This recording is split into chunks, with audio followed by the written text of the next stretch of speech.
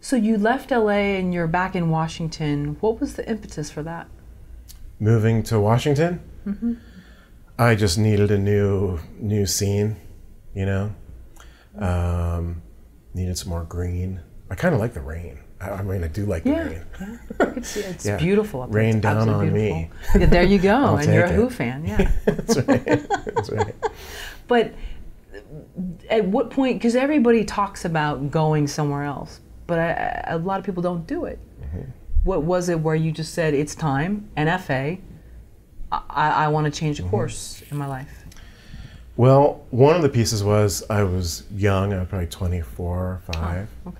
So when we're younger, we have more flexibility, I think, in our choices and in our lifestyles and things like that. So one of the things that I try to get across to my college students, I teach songwriting and recording to college students, which cool. That's a job. Are you kidding me? I love it. But I try to get them to understand the power and flexibility of their youth, because they don't really know it because they haven't been 15 years older yet, right? They haven't been in the workforce and running around. They're just getting out of school or in school. So that was a piece of it, being young and not, I knew where I wanted to go with my life, but it just seemed like a cool place. Yeah. Another thing that I say a lot in these interviews, but I'm going to say it again, is that when you're 20, 24, people give you pats on the back and they give you atta girl, atta boy, you can do it. When you're 40, they don't do that. And sometimes I think it's because there's part of them that wants to do it and they can't. And that's all a very real thing in the adult world. You have certain roles and obligations. And so then you don't get as many atta girls.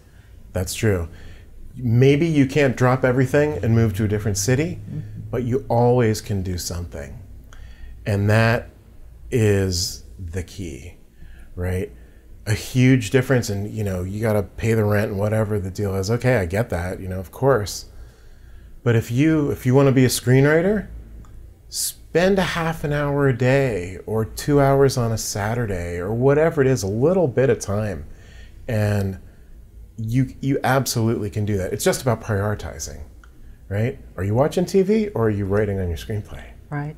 I mean, let's get real. Going back to the image in the beginning of your book. Yeah. Are you going to the bar or are you practicing guitar? Right? There's a million ways to go. There's a million things that you probably don't need in your life. Do you have to play video games for 2 hours a day? Probably not. You can do something productive with that if you choose, right? What about that being the lonelier way? Because going to the bar, there's also 20 other people that can be part of what, and this isn't my quote, the Ain't It Awful Club. It's from Peter McWilliams, he wrote a book.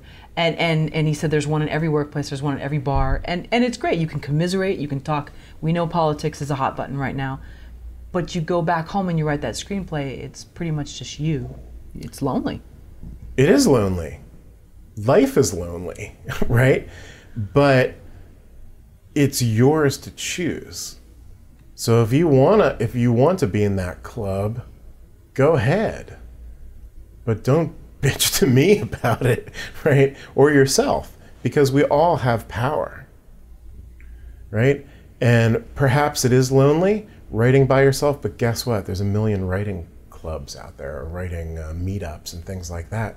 So join one of those. That's true. And suddenly you're all writing by yourself, but at least you're at the same table. Right. I've done that a million times. Is that why you write in coffee shops? Or maybe you don't, I'm just assuming that. I do sometimes, sometimes not. Yeah, that's why half the people go to a coffee shop. In Seattle, you will see 40 people in a room, 4 or 5 of them are talking to each other, and everybody else is on the computer doing something. Why do they do that? Because they want to be together even though they're separate.